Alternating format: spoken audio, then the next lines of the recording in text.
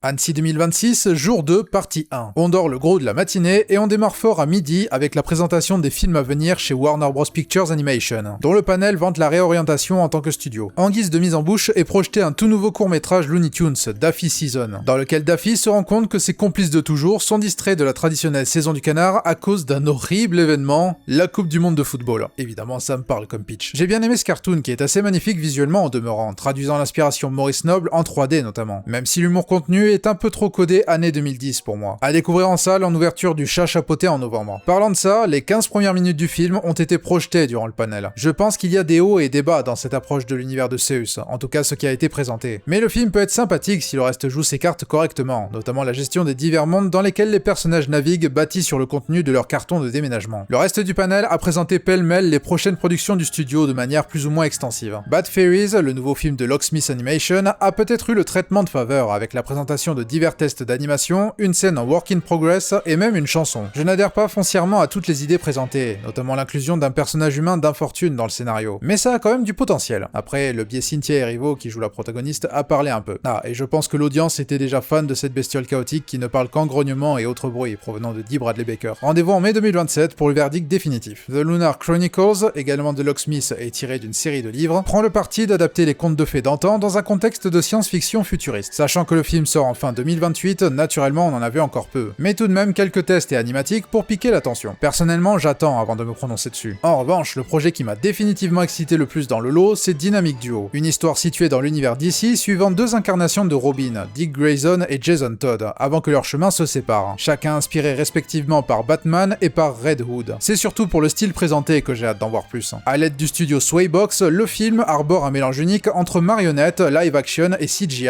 Et le peu qu'on en voit détonne autant que la présentation du process pour faire l'animation. Ça sort en juin 2028 et je suis déjà assis. Ah oui, et dans le lot, l'annonce d'un film réalisé par Viv Zipop, qui causera, j'en suis sûr, des réactions en tout genre sur internet.